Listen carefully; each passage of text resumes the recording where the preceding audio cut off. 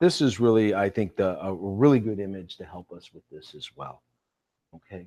And yesterday we talked about, the age and what is appropriate. And so what we're seeing here in the West is an explosion, I guess, of, hey, fitness. Let's do something, And remember Jane Fonda with her leggings in the 70s, So it's growing though. We're most of what we're trying to do is based on very limited information, a very limited Western paradigm of fitness, and the fitness is based on being in shape. But I haven't met anyone die of a bad bicep, you know what I mean, or a less than cannonball set of glutes. That isn't what's going to kill you. It's the internal organs. And so now we've seen this evolution where people are starting to say, yeah, it's good, you should be fit, but it's not really about how sexy you are in a thong. It's how I was going to do this lecture in a thong, actually, just to illustrate a point. But it's about how functional you are, and that's really it. So when we start talking about body mass, it's really about, and what becomes very apparent in different seasons, function. So if that body mass is off and you have a very limited muscle mass in relation to body fat, let's just say, what happens is the mobility and stability are compromised, and you literally pull yourself apart with your weight, your own weight. What is it? 1 pound equals 8 pounds on your knees. So if you're overweight, you're really having a huge impact on your skeletal structure. And it's really not how much you weigh. That doesn't matter. You don't want to look at how much you weigh. It's just how much of that is functional. How much of that are you carrying around, or how much of that is carrying you? That's a big one. And we kind of know this now, but that's a big jump. Okay. And so then we say, yeah, that makes sense. So we're going to need to have enough muscle mass to move the body, keep it stable, but also it has a big impact on your bone density. So bones, as we know, become a bigger issue as we go through life. And again, working with the demographic of 55 to 95-year-olds for the last, 300 years, you start to see how really important that is. So when I look at this, I look at, okay, if I were to look at my clients and say, I'm just looking at a silhouette, I'm not really looking at their face, or any of that. I'm just looking at this silhouette of a person walking. There shouldn't be a difference between a 35, right, and a 65-year-old based on the way they carry their structure and their muscle mass. But nowadays, if you took a 35 and a 65-year-old that both weighed 180 pounds, let's just say, and you looked at that silhouette, you'll see there's a huge difference. And what really reveals the difference is you can see the muscle mass. The shoulders are smaller. You know what I mean? This is a little wider. There's kyphosis. The shoulders aren't really, you kind of carry your story. Did you ever notice that? I can watch someone walk through the room and I can pretty much tell you their story because their body expresses it. What's happened to them, even emotionally, and, their level of success, perceived success. All this stuff shows up in the way they're holding their skeleton. Yeah. So a big thing about aging is aging shows up, you feel aging in the legs first. You do. It's like how easily you get up and down. That's why they do that. Get up and go test. How quickly can you sit and stand? You feel it in your legs first, and you express it in your face. So your face looks old and your legs feel old, right? And so we're not as concerned as much about, the skin of the face and how sexy your face is, because you can look great. And we went through that whole phase of Western plastic surgery. So now you've turned into some, extreme mutation of what you used to be, and you still take 30 minutes to get out of your car. So you failed. Oops, that's not where we want to go. So we want to look at, function. We want to look at mobility, stability, and grace. And then you can see it in that silhouette. A youthful, let's say, way of moving through the world is in fact the biggest expression of wealth. Because remember the game that we're playing, by the time you get to 58, you got all your tools, all your toys, you got your boat, you got your house, your kids are off to school, you got all your stuff, right? And you're praying for a bowel movement. That's a mistake. Okay, so we need to right? We need to say, okay, now the big part of my portfolio is me. So we need to include you in your portfolio. And so that is a big message. It's like a new message, because no one really figured that there'd be more to life, than just the acquisition of form. And now it wasn't too recently. It was 3 years after you retire, you drop dead. I mean, they built the whole social security system on that. And to their horror, these guys are still golfing at the age of 80. It's like, uh-oh. So, yeah. So what's happening is we are living longer, but now it's the quality of life that we're stalking. So this whole system about the journey around the sun is based on the quality of life. And then when we look at behavior, things that work for certain ages and don't work for other ages. So we do warrior, scholar, sage. We literally, within this lineage, we start training. My son is training in this lineage right now. He's 4. Okay? And he can do all the meridians. No, he can't. But he does know the 5 elements. He's 4, and he'll do waters, drilling, hammer fist, earth fist, splitting fist, metal. He can do it all. He's this big. So he's being already intuitively introduced to balancing yin and yang and the 5 elements, and he's this big. So by the time he's old enough to really, he won't have to think about this. This won't be a new theory to him, and then he learns all the points already. Look, I got you, Dad. And he's pushing Hegu. I'm like, oh, yeah. I mean, obviously not, but he's trying.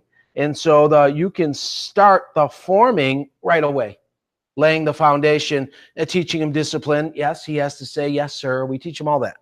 Yes, sir, and stand up, ready position, and the discipline of the young warrior. So he has a certain level of respect. He needs to look at me in the eyes, shake my hand, no, yeah, use yes, feet together. Wait to be told to sit down.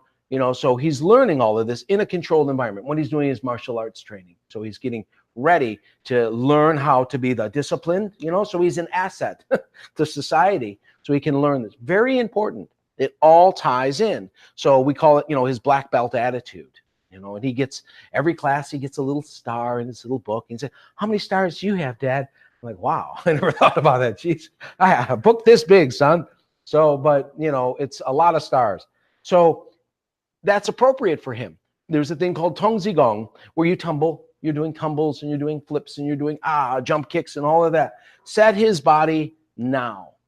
Get him used to living in his body, having a relationship with his body, touching his toes, doing all this silly stuff. Master it now. Just as important as it is learning his language and all of the rest of the stuff, have a relationship with the body. He knows hot tiger, and he's a hot snake, and he's a crane, and he knows dragon, and it's really cool. He's 4. Okay, so that's the goal, so that he doesn't have to go through re-education per se. I was lucky enough to start young too. So I never had to go through restoration. All of us are going through restoration. We're fixing something, so that we can get back on track.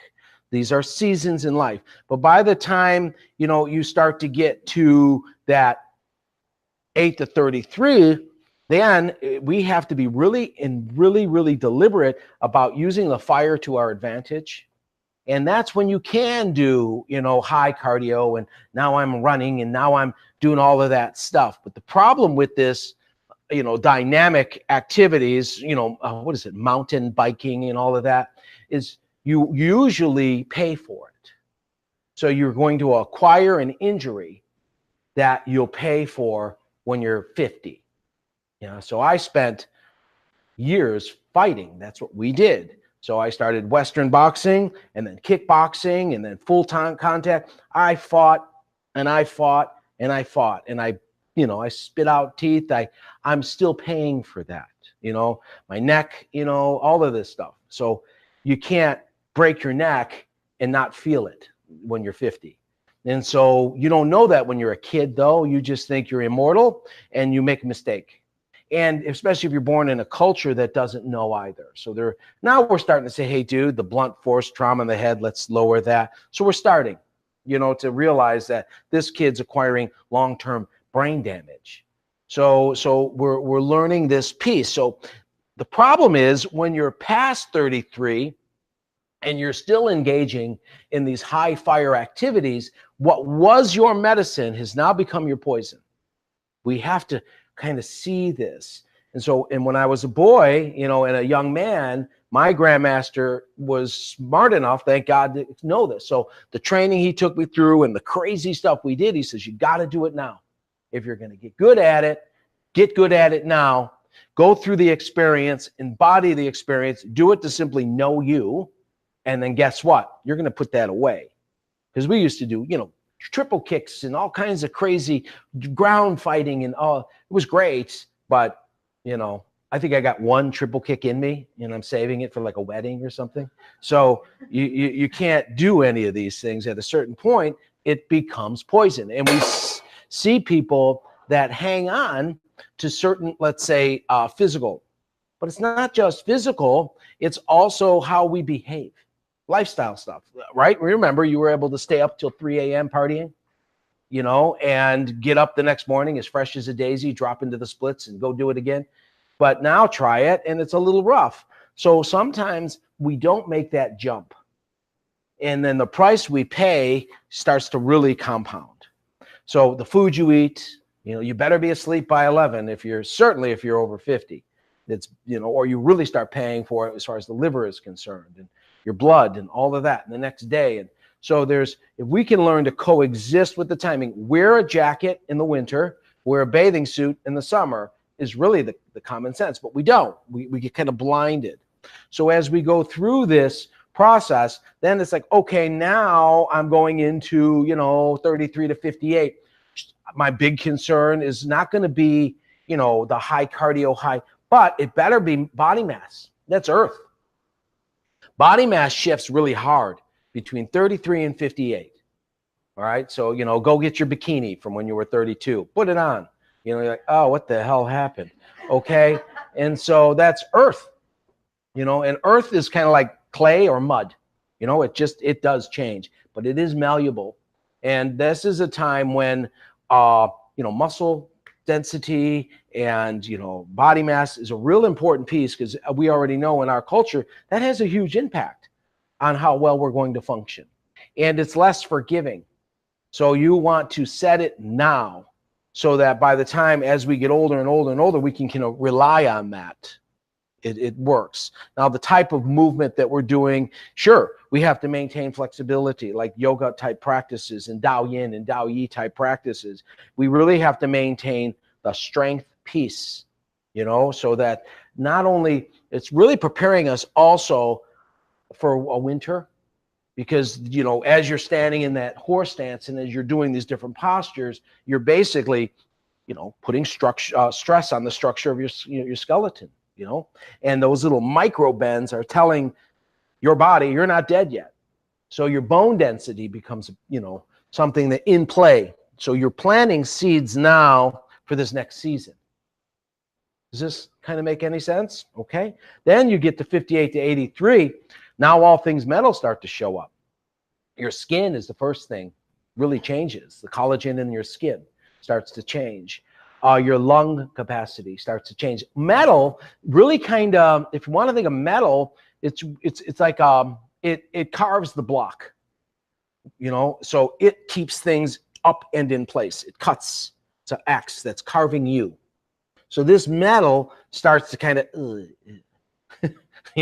and it starts to shift. So you got to maintain the intelligence and integrity of that metal, which basically keeps not only your external, but the internal. We were talking about fascia earlier, just out in the front. A lot of, and they're discovering the fascia is a big component of it is metal. Metal holding everything in place.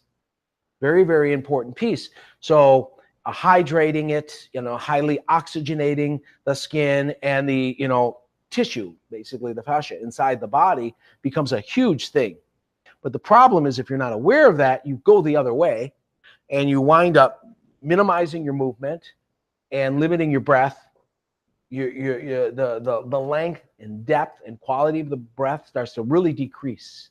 Then, you're this guy waiting for a cup of coffee at Dunkin' Donuts, mouth breathing, okay? So that's not what we want. So metal becomes more of a concern. And I'm just talking now physical stuff. We'll go on and on and on. When we get into, so the practices that belong to that, you're not going to spend as much time, building earth. You got to maintain earth, but it's not the time that you're going to build. It's like you set your body for the next season. So, I have a 14-year-old as well. And I'm like, dude, you've got to set this for that. Otherwise, you're just going to be a blob. So put down the remote control and, get to that pull-up bar and do this and do that. Otherwise, that's it. It's hard to go back and fix it because you set a foundation. Well, the same thing goes for when we get to that 83 to 108, if you will. Frail, unstable is a dangerous thing to be. So, but if we maintain the muscle mass and we maintain the bone density, and the relationship with these proprioceptors, where is our body in, time and space? What's the distance? We start to ratchet. We start to get like a chicken, because it's limited information. We start to shut down. It's like we know where the light switch is. We know how many steps it is to our bed. We become very habitual, and all of the information just starts, I'm running it on this much now. So then the task of saying, no, I'm trying this, I'm doing this differently. You got to keep challenging the brain so that the cognitive abilities, are maintained. So all of these little physical things, and I'm just quickly going through them. So those would be the seasons. And then it goes into, guess what? Emotionally, or on a shun level too. The shun level is a real important thing. Not as much in traditional Chinese medicine. I think they mention it once. And it's the thing called Hun and Po. If you go to TCM school, you'll see it once when they organize the Jing Well points, the solid and hollow, or Hun and Po points. But really, it's a big piece of the whole alchemical piece here, Hun and Po. So Po is basically the intelligence of the body dividing cells. It's what makes this work. It's the biggest part of you that doesn't want to die. And its responsibility is primarily to stay alive. Po, reproduce, stay alive. It's first chakra, second chakra, third chakra, very Po. Hun is what they call the inspiration. Okay, so the inspiration, though, the seat of inspiration, believe it or not, is really hit hard from the age 0 to 8. That is when a lot of your experience, who you become, and kind of like your spiritual experience is all in there. All those little micro experiences, most of which you don't remember, all happened during that period. And so, unfortunately, very few of us, except for me, were raised by enlightened people, okay? So my mother watches these, so yeah, she does too. She gets back to me the next morning. Mike, so okay, so you spend your whole life recovering from those first 8 years. In some traditions, they'll call it soul loss, and they'll do things called soul retrieval, where there's a piece of Hun that left Elvis has left the building. Oh, man. It's all right. Well, I say we start to watch some They Shall Not Grow Old. Oh, that's appropriate. Well. And then Vice right after. Right. Yeah. Well, you know what it is? I lose my signal on my Apple TV. And I might not get it back. Oh, I'm back. All right. So try that in the 70s. So, okay. Thanks for the reminder. All right. Where was I? I was talking about Hun, right? And inspiration, I'm pretty sure. And the process, unfortunately, of recovering it. 0 to 8, the springtime of your life, the seeds are set, the trajectory of the plant, the quality of that initial deal. And so we come from a culture where, we're not, well, I guess, most cultures, very few cultures are really mindful of that period. So a lot of who you are and your go-to devices on the psychic level, the emotional level, were formed then unconsciously, undeliberately. And so they call it getting shifted to your child. So when you're not in a state of homeostasis, when you're not balanced and you have no method in which you can balance, you get shifted to that abused 6-year-old. You get shifted to that frightened 8-year-old. And there you are at the corporate meeting. And you're acting out like a frightened 8-year-old because you're not in your comfort zone, and you're going to go right back to the heart or soul of your existence. We do it a lot. Okay. And the only way you can start to retrieve, we call it the separation of Hun and Po. Okay. It's just this, survive, but there's not really this higher sense of self in the room. That creates a tremendous amount of suffering, not only for you, but everyone that knows you and deals with you. We all have it when you get shifted to that child, 0 to 8 child. Now, unfortunately, that period is so out of your karma.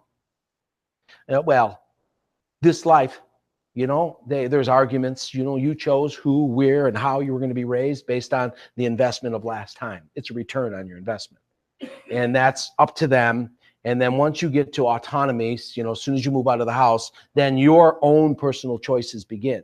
But this is all what you've earned. Good time, bad time. You've earned this. But it's also something that you'll need to overcome to help the consciousness evolve. So that's a whole other level of conversation. But the goal here is to say, without judgment, this situation, be it abusive or whatever, restrictive, is not really anybody's fault. There's no victim. As long as there's a victim, then there's power, and you're stuck with it. So the ability then, what we work on through tranquility, through returning to the seed, if you will, is go back and see it as an adult through meditation. And that's a big piece that we do, and to remove it. Because as an adult, you can see, oh, wow, they were just really stressed. You got 4 kids, most of them very hairy, not a lot of food. It's really, and you can look at it and say, oh, wow. As an adult, it's not as tragic. Do you see it? And so we never do that. We never go tranquil enough and reflect, which is something we do in the winter. We start talking about behaviors and using a 5-element approach. So we start doing work throughout the year that helps us move forward and clean up the mess from behind, or at least look at it from a mature adult. Because, again, I'll say it, you don't go to hell, you bring hell with you. And so the goal is, upon death, to drop the mic and have no, the ghost hung up, right? That's Poe's white ghost hung onto your story. So a lot of this work, going through the education and not getting stuck with the story, because you bring your story with you always. How you react to now is based on your story. So there's work in fixing what the hell happened from 0 to 8. Okay, and that's when we talk about. Then from 8 to 33, again, as I said, on a shun level, we talk about physical level, we're very, anything can happen, right? Everyone's going to be the president, everyone's going to be something. And so what happens is sometimes it doesn't work out like that. Because here's the problem with fire. Fire needs fuel. Fire is the most primitive of all the elements. That period is the most, right? Has anyone dealt with a 14-year-old, right? They starts at 12. It's like, really? Wow. What happened to my sweet baby? So that's just fire. Fire is fire is a rough one. Fire is nothing but a reaction to some type of chunk. Does that make any sense? It's right. There's got to be fuel. And so it depends on the quality of that fuel that determines, the color and quality of that fire. So when you're dealing with that fire period, you're still reacting to the fuel, which was the wood, which was that childhood.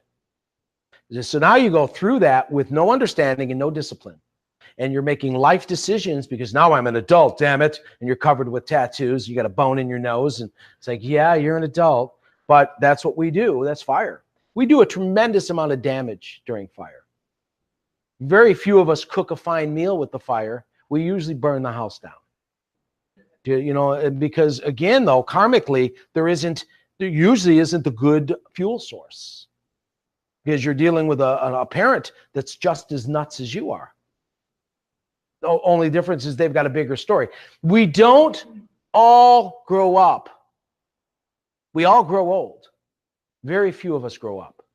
You're guaranteed to grow old, but very few grow up. But we have this, well, I've grown, I'm older, right? No, you're just a clown in a rotting body. You're not wiser. So wisdom isn't necessarily a byproduct of age. It's something you have to earn. And so there is that misconception as well. It's not about doing time. So as we go through these, we start doing psychic damage. The Shun piece is the heart, which is really the deepest inspiration of you and your most beautiful and intense fire expression, but often not usually perfectly positioned to maximize the potential of that rising heat. Just kind of makes sense. Earth is generally, if you make it to that point, we usually do the most amount of damage. So if we don't burn ourselves out, we just basically really do, it's like you start inert, like a big rock. Then we start to get completely lost in mundane.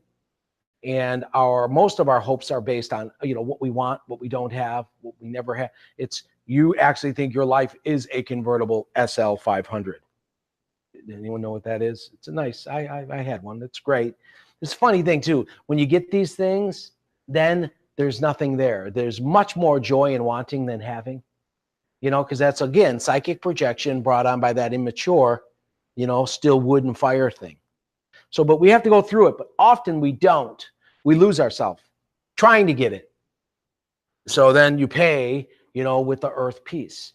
So there's this cycle. Then metal, guess what? 58 to 83. Now, most of us die. Very few of us make it through metal because there's so much damage done during earth.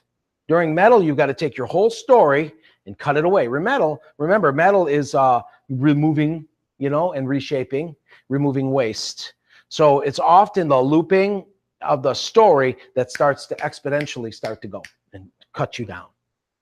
So a big piece of it is cutting away behaviors, addictions, beliefs. It has to go. And then the biggest killer is your story. And so we use the metal pieces. You really need to, at this point, flipping back to physiology, is master the breath. The breath basically connects to the pericardium, triple warmer in traditional Chinese medicine, which accesses the parasympathetic and sympathetic nervous systems. So you've got to get control of that insane apothecary in your head, dumping all of these chemicals. And the only really way into this is your breath. Your breath is the doorway into the nervous system. It's mind over matter, right? That's really what it is. My grandfather taught me that when I was a boy. So before 8. So I was lucky enough. And he was a Pacific War veteran. And he was in what they call the Wild Horse Recon Division. And his job was to go to all these islands and basically liberate them. Yeah. And he showed me, he was at 400 guys and 2 came back and 1 was him. And the story, we all know that guy. But he would do all of these Qigong tricks that he learned in Asia. And he'd stand up his hair. You see that? It's mind over matter, kid. Then we'd be in the garage. He'd come over here. Come on over here. I'm like, what, Grandpa? And he'd do all this crazy shit. Show me these pictures and all this thing. See this? Mind over matter. Then he'd take a nail and run it right through his skin. You see, I don't even feel that. You see, I don't feel that, son. And he'd do all this crazy stuff. It's just mind over matter. Watch this. Pow! Kicking the shin. Ah! He's got a wingtip shoe. It's like, what the hell, Grandpa? It's like, it's not just strength, son. It's not just strength. So, but I never forgot that. Yeah, he was. I come out all white and terrified. Don't tell your dad. And so I swear to God, but it was great. But he did, that was all breath work though, because he'd do all this first, and he'd change his breathing and then he'd change his color. And he just learned this, obviously the hard way. And it wasn't from a cultivation standpoint. It was from, a superpower standpoint so you can survive war. But it did forever change. This madman did this. This is real. So, but breath, he showed me firsthand for the first time. And then I saw many extreme versions of it over my life with many really bizarre masters that guess what? You can activate So, you know, during that time, 58 to 83, if you can master your breath, you can enter the inside and start to have an effect. You know, literally, you know, get your hair to stand up, open and close the pores, because that belongs to metal. Literally regulate your bowels, literally regulate your internal temperature. These are all basic skills. Regulate the color of your hands and feet, the color of your face, just your breath. You know, but it's kind of a doorway in. Then you can start to regulate your heart rate. You can start to regulate all of these things, just your breath. But really what that's doing is also teaching you how to regulate the chemical reaction in your head from your inner commentary and your basically your bullshit story. That's the game. Breathe, you know, in the truth and breathe out the bullshit with every breath. That's actually a mantra. It's not. But it's really the truth, though. So you breathe in, there's the story, you breathe out, and you let it go. And so you start to learn this, because as we get older, our resistance to the story starts to drop. So as all of these things we acquired, you know, every time you get sick, right, it's a bacteria or a virus. Virus never goes away. It just stays, right? And so you have to maintain a Qi field. As you get older, like I said, the prison guards start to atrophy, and you've just got all these prisoners. And they're just going to start running the jail. So all of this, everything you actually overcome shows up again. I don't know if you're aware of that, but if you look at a lot of these indications, they're old sickness showing up. And so the only thing that's going to help you maintain the prison guards, we call it technically a Qi field, is breath. Because the breath starts the activation of the whole immune system. And so learning how to lengthen and strengthen the breath and regulate has everything to do with not only just your psyche, you know, what's going on in your head, which really does create a chemical reaction to ultimately your resistance, right? Your mom told you can worry yourself sick. She was right. So as we get older, it becomes from 58 to 83, the way I understand it, from what I've seen now and what I've lived, you want to make sure that you get used to cutting it away. Memory is good for two things: information and entertainment. That's it. So if you start looping, yeah, I know, but he never loved me. Screw that. If you start looping your story, you are killing yourself. Very important piece. So, and there's like, oh yeah, I never liked him in this. No, let it go, because you're the one swallowing the poison, not the person you hate. So that is so imperative, because you won't have the resistance for that as you go through and you get older and you get older and older. You won't hit 83. You hit 83, there has to be a sage there. Very, very important piece. So learning these tricks, if you will, or really the alchemy of turning lead into gold. Because you could have two people live the same life and have a completely different view. One, it was lead, the other, it was gold. And it really does depend upon the ability, you know, the alchemical process within that person. What did they come through? So as we go through this, we each one of these now, 83 to 108, there is a lessening of Jing and a stronger presence of Shen. What does that mean? So the physical body does really start to, yeah, but the eyes show the light body. You are an example of the world that there's more to existence than chunk, and that it's just light. That's why, I mean, people ask me, how do you deal with old people all the time? This has got to be hell. Well, if you look in their eyes, it's all juice. If they're here, they're the top 10% anyways of people, right? It's all juice. So really, you know, as I'd rather look at light than just, you know, some hot Lululemon yoga person. You see what I'm saying? Because then you look and it's just, oh, the turbidity and the story and the seethingness is rough, you know? So that person starts to become just the light body, because that has to go.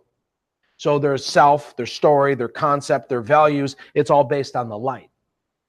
So you become that light that emanates, and now people see it, and it shows them there's more to life than impermanence.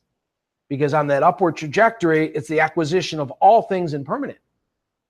Everything you get, every new car, every new house, every new, it all immediately starts to decay. And so the Po piece of you starts to kick in the anxiety, the fear of basically death.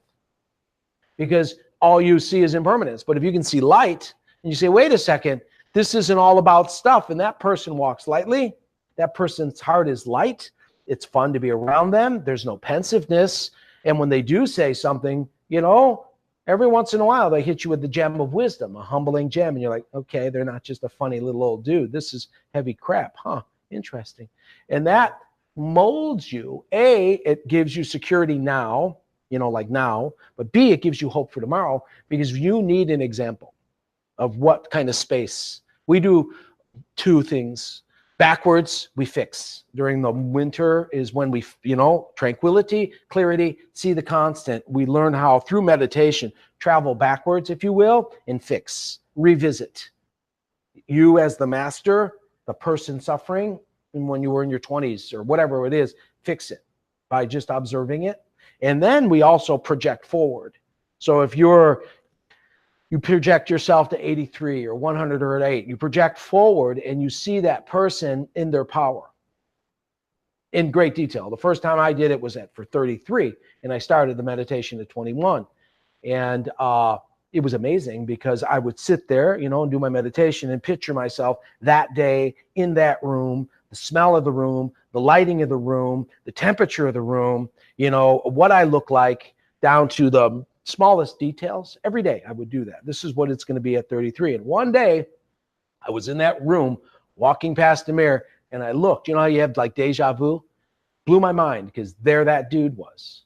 So it does work. Time is not really linear. So you start playing with that, but you can't play that game until you drop out of this. So you have to kind of learn how to sit and drop into the now, because the now kind of reveals this circular time. Because all you have is now. It's always been now. It's always been you. It's just you're kind of rotting. You look in the mirror and like, what the hell happened? But you're still looking at it. So during that age of that, 83 to 108, to stalk that sage and to be the light body has an impact. The biggest impact is on wood. So now go back to the people on the wood stage, 0 to 8, that are doing all this recovery for the rest of their life, basically, fixing that which was broken. Well, that 83 to 108 is the most qualified to give that sagely wisdom.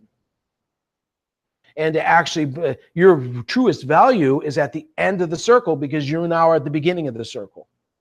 But we don't. So we rip it off. We put it over here in Sun City with orthopedic shoes and a golf club. Like this here, this town should be 50-50. It should be 50% of the occupants should be babies. You know what I mean? Like this building, that's what we want to do. We're trying to put something together. Daycare, little babies learning to do stuff. And the elders should be around these cute little puffs, right? That are just pure insane light. And that elder knows, because they've already raised it, they've been there. It's not a blown out parent that's got to work 2 jobs to pay for the shoes. It's an elder that's got all the time and love and experience. They're not going to get shifted. I mean, sure, they give the kid back at the end of the day. Great. Now you get all the candy and all the wisdom and all the juice. But that's going to affect that little kid. So now you completed a circle. So it's not each generation starting over and over again because we keep ripping the top off. And so that's creating the cycle of life and completing it. And so we just go through living and dying unconsciously thinking it's about paying taxes and acquiring stuff. So then you wonder why there's no meaning. Inspiration comes from meaning. Meaning comes from really seeing clearly, what does it look like when it's done? So I've been doing this for over 40 years now, this game. And it's like, who in the hell? Don't you retire after 20? Shouldn't I have gotten a gold watch? So, so what keeps you going is the vision is bigger than the life. So it's like, yeah, that's nothing because I didn't get anywhere yet. As far as I'm concerned, I'm on like step 2 of 1,000. So it's like, you're not going to be all okay. So the inspiration and meaning and purpose has to be bigger. Often we run out of, we have more life than meaning. My teacher explained that to me once when I was a kid. And I'm like, well, so what do you mean? It's like, well, what happens is we're taught that this is life. We get there, and then we spend the last 20 years of our life repeating it, just driving around that again. Maybe another venture, maybe another wife, maybe another house. And that's it. We just keep repeating it. That's called a midlife crisis. And so often what we understand, meaning, purpose, and objective, is really limited. You're more. And ultimately, when we talk about that, water feeding that seed, because the potential wood, and we're going to go into the mechanics of this throughout the week, but wood is pure potential and wood fuel, pure fuel, right? Feeds fire. But, what supports it is water. A seed. Think about a seed. Could be a tree, could be anything, right? It's all this information and pure potential in a seed, but not until it's in water will it truly sprout. So we take a lot of our seeds and we put them on concrete, and they're nowhere around water. They get a little sporadic, just enough to sprout, maybe. So the true manifestation isn't there. So we talk about the big end game, and we look at the world we live in, and you can argue the world we live in is crazier than it's ever been. I don't know. I just think we know more about it than we ever did. You know more about the world than any king ever did. A king didn't know there was a tsunami in this, right? He didn't have the information. You look, you see the whole world. A human being wasn't designed for that. You were supposed to know what was in your village. So our nervous system isn't designed to be inundated with this world. You're not God. You're a small part of God, but you're not God. So to have God's eye and be a dumb monkey is rough. And so that creates, a tremendous amount of suffering. But it also points to the need for the frequency jump. Because if you look at all the suffering outside of natural, disaster, it's man-made, brought on by unconsciousness, low frequency. And it's all based on the child being a 37-year-old, 8-year-old during stress. And so raising the frequency of consciousness. Now, frequency means how frequent are you in the moment? Because you've always had, raise your frequency, dude.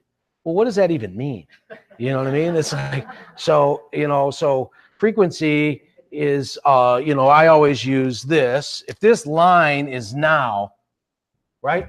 And this is, how quickly and often can you drop into now? Here, it's like I spend all this time yesterday, all this time tomorrow, all this time yesterday, all this time tomorrow. And so the average person spends very little time in now. Yesterday is depression. Remember the good old days? Even a good memory will bring a tear to your eyes. Tomorrow is always anxiety. Even if it's exciting. We're going to Hawaii. I got to pack. Right? It's like, even if it's good news, you're stressed. So that's what we do. We're nuts. So as a species, we suffer with a thing called memory and imagination. So we imagine, and very seldom do we imagine, good stuff. And if we do, it's unrealistic, so that when we get to it, we resist it, because it was like what we imagined didn't come true. So it's all bullshit. Projecting forward creates suffering, and the past creates depression. So the average person hits now 4 times in a life. My teacher taught me. You get now 4 times for free, and it's always brought on by great trauma. Trauma creates now, right? You've all been there. Have someone shoot at you. The time clock stops. Get in a car accident. The time clock stops. Everything's slow motion, right? Hello, darkness, my old friend. And you're falling through the air. It's like, wow. Right? Because now is gone. So then you associate now with trauma. So then really your medicine you think is poison, and you'll do everything not to be in now. It's a weird thing. So the frequency is how often you hit now. When you're in now, you're fine. That's Zen is now, right? If you're in now, you're well. Zen Wellness. That's the name of the whole operation, is actually the end game. Find your health in now. So if you're in now, you're well. That's good. You're going to make it. And so learning how to raise the frequency in which we hit now is the objective. And it's You know, it's a process though. It's not, I can talk to you about this and we can have fun and we can feel good, but you got to go through it. It's like, again, I can talk to you about food, but until you eat it and digest it, you're not going to benefit from it. So right now in the world we're living in, we are afforded some of the metaphysics that point to a lot of this stuff. But where's the process? That's where I really, you know, in my life was like, okay, sounds good. How do I get there? And the process has to be 3 components: Jing, Qi, and Shen. We like to go just Shen, just the spiritual. I'm going to heal all of you now. And it's bullshit. You know what I mean? It feels good, but you're still a rotting lump with no energy. You know, it's true though. So we need to become, so the Jing piece is you got to restore the Jing. You've got to fix the body. All the things we talked about. If the body's in an optimal state, as good as it can be, you know, everyone's relative, everything's relative, fix the body. There's work in that. In order to fix the body, you create this chain reaction by fixing the body, by moving the body. Yes, it becomes stronger, but there's a discipline there because there's a monkey in your head throwing a story. So there's a discipline of figuring this out. And as I'm doing all of this stuff, I can't be thinking, especially if I'm learning it for the first time. And okay, aha, shoo, bring it in, drop into the body. You heal the mind with the body, not the mind. You don't talk about your problems. That's only going to make them worse. You have to, you know, get moving. So physical movement restores Jing, removes the cellular memory, because if you think about this story, it's coming from where? Yeah. It's like, well, I've got the story in my head and I keep going. Well, the story comes from a picture.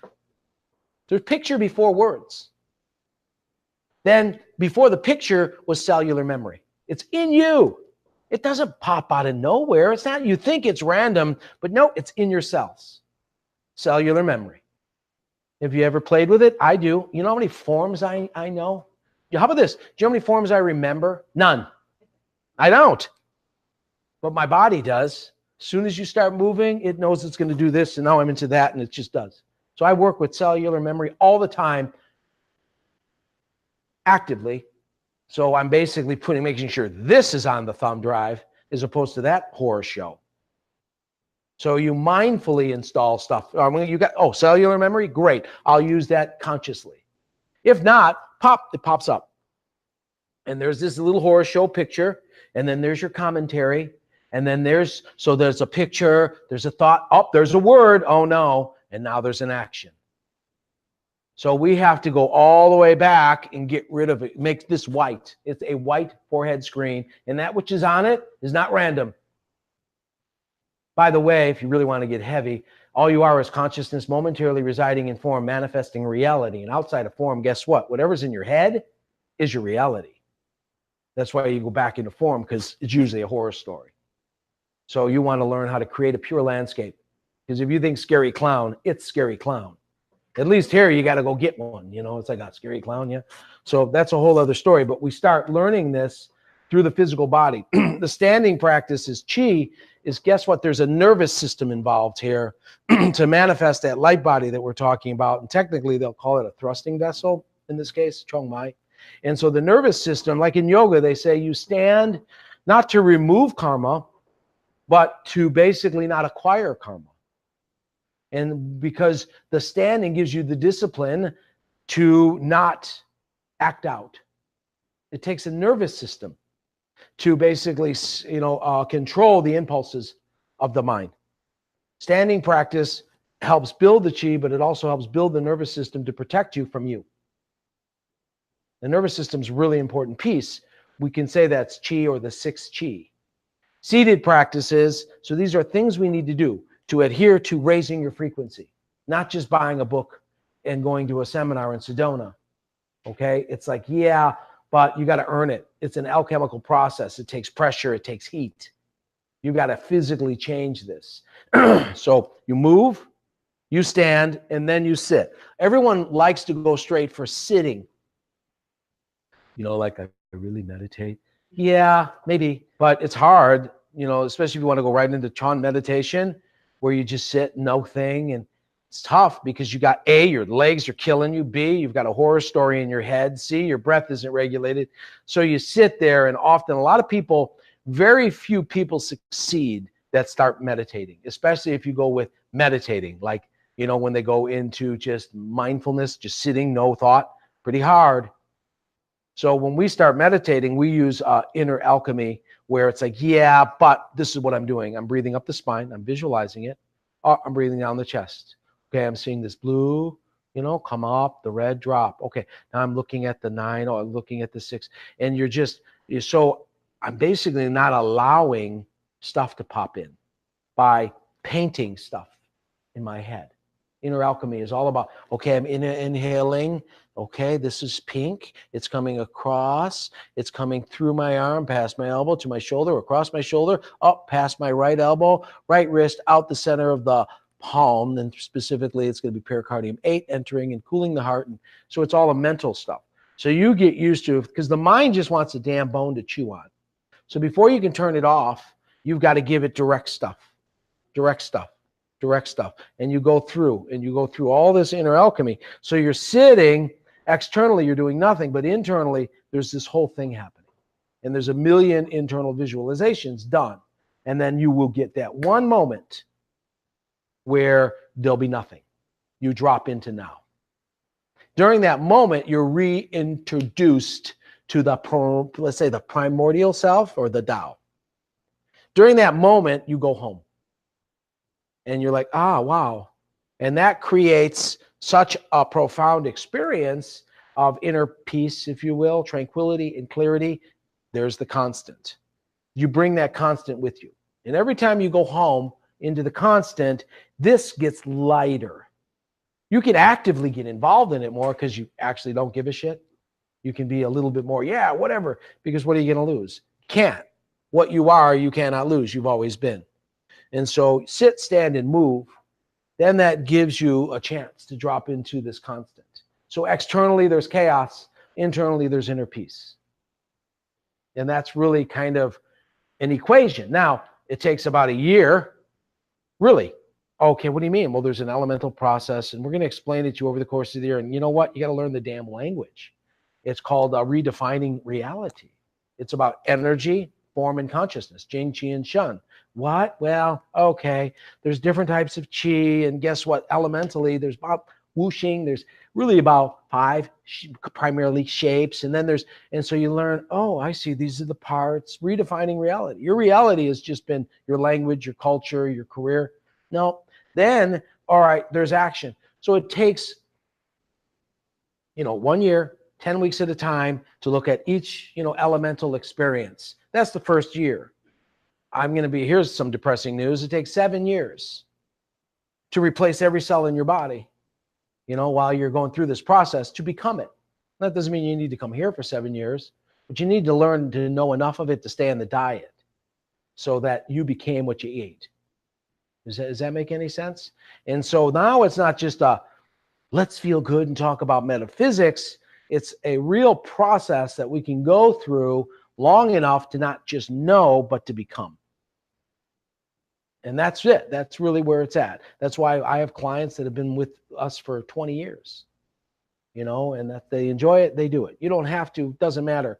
But even one journey around the sun should expose you to the components.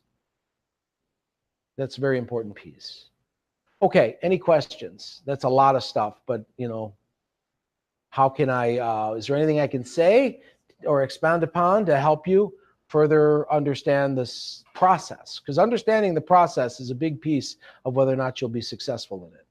Yes, sir. Just question, lineage. Yep. Just in this, they talk about the Moto compass. Yes. But then all your certificates, master teaching. Yeah. Not Moto. Oh, no, it's not Moto, it's Mudo. Mudo. Yeah. Or Wudao. Yeah. Same. It's just, that's a Korean word. Okay. It's the same. Yeah, actually, you talk about lineage. Yeah. That individual was my grandmaster. I lived with him. And that individual comes from the Donghan Taoist clan, Korean Taoism. Yeah. Problem is, We've got Korean and Chinese, you know. So most of my training for the first 19 years, yeah, was Korean. And then I started to study the Chinese as well, because the Korean was a family lineage. So the problem with the family lineage is hard for you to research it. So then I had to take all the terminology and all the information and then go back and learn it in the Chinese lineage, so that it was highly documented and you can buy books and read it, because that's the only book. That's not going to help you. Yeah. Does that make any sense? That was fun. That was fun. So does that help? Yes, sir. So we're all guided through. Yeah, it was just pretty much a Taoist, you know, view. But the problem is it's not, because it's American. So my job was then to take this, you know, Mudo lineage, you know, and Donghan, you know, which is medicine clan, and all of this, and then rewrite it all, make it in English, and make it so that you can survive it. Because maybe a couple of you would have made it through that abusive, authoritarian kind of, you know, view. It was really abusive, but that's what you had to go through. That's how they did it back then, you know. Ego forfeiture, get rid of all your crap, live on the floor. You know, who's wants, no one's going to, very few of you would do it. So, yes. They were asking for clarification on Hun and Po again, if you could repeat that. Yeah, Hun belongs to the inspiration, which is wood. Hun belongs to, it's seen in the eyes. Hun has a direct relationship with the immortal soul. Po belongs to cellular division. So Po belongs to the lower chakras. So you have Po, first, second, and third chakra. You have Hun, fourth, fifth, and sixth chakra, meet at the heart, fourth chakra, right? Fifth, sixth, and seventh chakra, pardon me. So what happens is most of us are Po. Most of us aren't brave enough to live or strong enough to die, or vice versa, strong enough to live or brave enough to die. It's just basically an addict. A Po is addicted to life. Po belongs to lungs, breathing. That's why people smoke and stuff like that. They're satiating Po. Po is all things form, all things impermanent. Po is white. Po is in the fall. That's why we have ghosts and Halloween and all of those to recognize Po. Impermanence, Po. Hun is inspiration. The Hun is life. Hun is springtime. Hun is the seed and the intelligence. Does that make any sense? Hun and Po. Yes. Well, first of all, you said so many important things. That's really transform. Where you offend is incredibly spoken, accessible. Well, you're welcome. One of the things that I think is super important, you know, and I'm Danish, right? So, and I grew up in Denmark, in a community in Copenhagen that were mix of all ages. So when I went to daycare, they were older. It was such a trend. I mean, just, and I think today here in North America, elsewhere too, we really need to create a paradigm shift. But I also think this role as a grandparent, important we are to grandchildren. Right. Absolutely. You know, I mean, I just share one thing. It just occurred to me. It was my son's birthday, Vancouver, 12 years old, and I went, I'm fine there. I'm doing it now. And I went there, and I went to his school, and he stood there like, she's here? You know, it was just such a moment in time. You know, we went up for lunch, and he was like a little kid in a candy store. And for me, I just thought, wow, is it really that important to him? You know, I mean, I just said it more, I did it more as an obligation, so I really should, I haven't seen him in kind of thing. But the transformation in that experience transformed me as a grandparent. Absolutely. Right. And so those of you that didn't hear, Barbara was talking about, you know, how important it really is for that water element to nourish the wood. In other words, you know, the sagely elders, you know, or to have an influence on that little sprouting child. If you think about your memories, they all happen then, the biggest ones. Most of what we do is stalking that. Then he'll never forget that you showed up. It's an interesting thing. So as someone who's already kind of burnt out life, you've already had a bunch of new cars and new houses and lobster meals. So you stalk the newness by giving it to that baby. So you still kind of ride that energy. You want to experience newness, watch him or her experience it. So there's your return too. You get It's not just giving, it's, you know, a reciprocal relationship. But yes, how do you surround that wood element with water? And that's a big piece that just, I don't know, we kind of lost. We went this way, not that way. And so, yes, of course, it's a big one. But the problem is a lot of the elders, we need to realize, wow, we're that important. And we have more, our purpose is actually at its apex because we're affecting that next line. There's a lineage holder. Who have you earning by teaching and removing ignorance and unnecessary suffering? And the elders don't see it. They don't see how important it is because we're not taught. Your importance is done. Here's your gold watch. Go play golf. That's such a grotesque misuse of intellectual property, for lack of better words. But also you got to realize too that there's a resonance there in the bone. So feng shui is all about bones, okay? Do you know that? Feng shui came from where you bury your elders. So the piezoelectronics, the bone creates a signal. You know that? So the bones are basically the elders. That's why they have relics and stuff in churches. You know, this little bone. But really what it's about is accessing the information of your elders, of your line, so that you don't have to start each time. We get it a little bit. Uncle Bernie was a great artist, so you have like a hand and you can do it. I see it my kid with what he does. So, but that's kind of like random. But you can mindfully and deliberately transmit the experiences of these elders. Hopefully they're refined. Right? Because we know, right? If it's not, you get it. You can get, you know, some of the addictions and bad behavior of your elders as well. Well, okay, so if you're saying I'm a alcoholic gambler because Uncle Ernie, okay, yeah, maybe, sure. But what about all the other stuff? Can't we have just the same impact and bring the next generation into this child? Also, their level of self-respect changes. When a child knows that they're loved at that level and the family shows up, their sense of accountability changes. I think we talked about this yesterday. Their whole sense of who they are, their meaning and purpose changes. They become deeper rooted. It's a deeper rooted sprout. And that's all done by the ancestors. And you know, you want to start talking about taking advantage of children? Find children that connect to nothing. Those are the ones that get victimized. Because no one will know, no one cares. So it's like, oh, really? Oh, yeah, evil knows. So you have to block that by having this. No, everyone knows, everyone cares. And it changes their behavior, but it also changes society's behavior and how we treat, you know, the children. So it's an interesting piece. It's a funny thing how it all ties in, but it all begins with moving, standing, and sitting. So good observation. Yes. You mentioned lineage and Korean lineage. Yes. I was wondering if you're maybe coming for Sundao, Korean Taoist practice. There's so many. I heard of it, but I can't speak of it with any experience. You know what I mean? But yes. So then you mentioned a lot of some of that training involves great difficulty. It sounds like it's like simulated suffering. Oh, yeah. My teacher called it earning.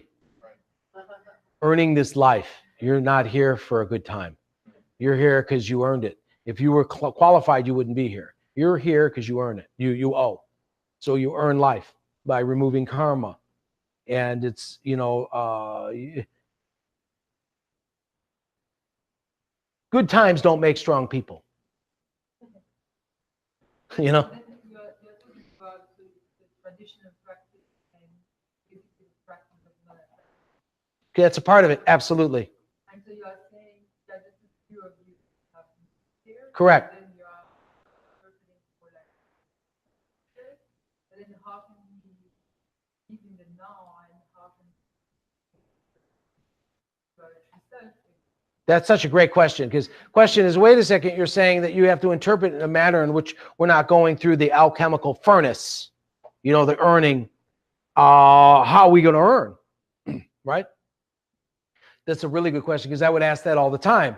Because my grandmaster would say, your job is to perpetuate this information, you know, and I'd be like, bullshit. And be like, what? Because it's like, who's going to do it? You'd never say that, by the way, when you're with him. So that's what makes it even funnier, those of them that know the grandmasters. But because you can't, it's like, who, look at these people. And I'm in Massachusetts, you know, dealing with, you know what I mean, East Coast intellectuals that are not going to get rid of their wingtip shoes and sell their yacht and eat kimchi. They're not going to do it, sir. And so this is dead. I'm like, your plan is dead. He's like, well, no, you have to go through it, learn my language, eat my horrible food, and go through my abuse. And then you have to teach it in a manner that this culture will understand. So actually, you know more 2 years into it than I did 15 years into it. You think, you say, but wait a minute, okay, but you still have to earn, you have to practice. But the information that's you're provided far exceeds that which I was provided. It took decades to get this information because it was piece by piece. You're like, I see, but how do I earn the root? How do I build the discipline? And you're also thinking, who can put me through that? Yeah. And I'm going to be honest with you, man, it's hard. I have a master's apprentice program. It's 1,000 hours. And I've had people go through it. And the only one that hates that program more than they do is me. You know what I mean? It's brutal. So you know what I mean? If you want to suffer, give me a call. But most of the times, you won't go through it. It's just time. Then it's organic. We went through express training. It was compressed. It was intense. You know what I mean? Here it's organic. Also, it was overcoming ignorance. It was breaking, you know what I mean? We were children, literally 16 years old to 22 years old, you know? So it's a different time. This culture gets it. That was the 80s. I had a mullet. You know what I mean? Actually, I didn't. I had a big old afro. But you get where we're going. So the culture was different. So if the sincerity's there and the information's there, you should be able to, each generation should be more qualified than the last at a more rapid rate. Yes. By saying,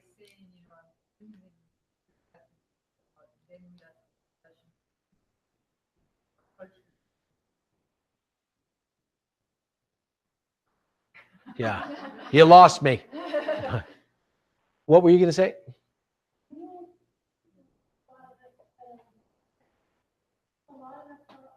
Yeah. Right.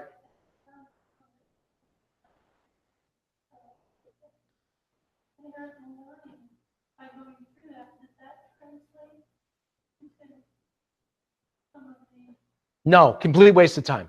No, I'm kidding. No, this is good. So she was saying, well, wait a second. You're talking about going through a process with suffering and transformation. But a lot of us have been through a lot of this stuff. And does that translate? Is there like a residual return?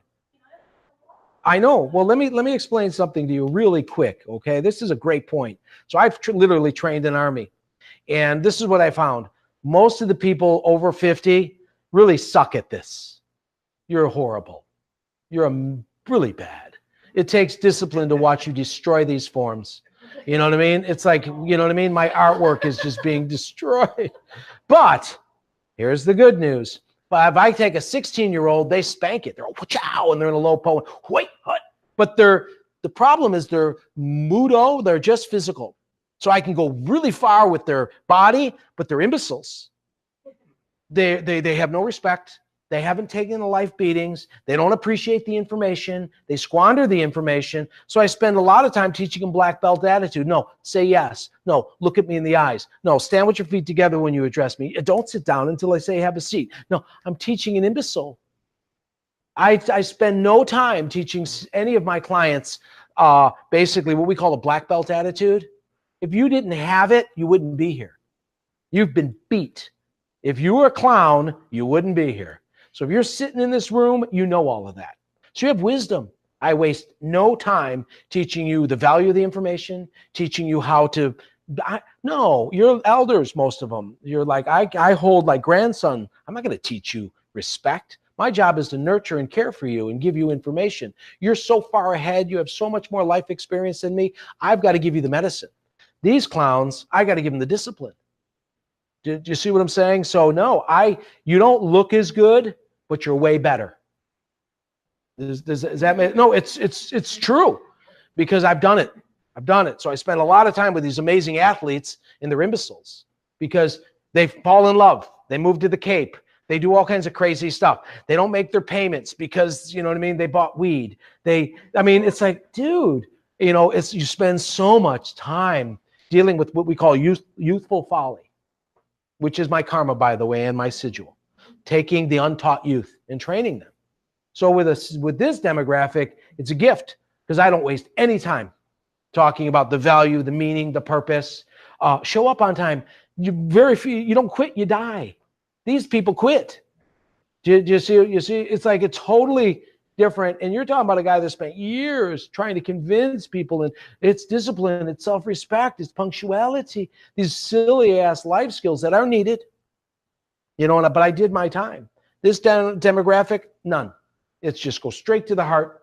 We got to restore your body. They understand the value. They have respect. They see it. So, you never get both. You never get both, So the young ones, they do the physical immediately, and now they're mentally way behind. The elders, they have the mental, and physically, they're way behind. But you're going to be consciousness a lot longer than you'll be, a body. So you're actually ahead of the game. All right. I know we need to finish. So hopefully that gives you some ideas. Good job, everybody. We have something else to do. Okay. All right. Yay. Everyone. Good job.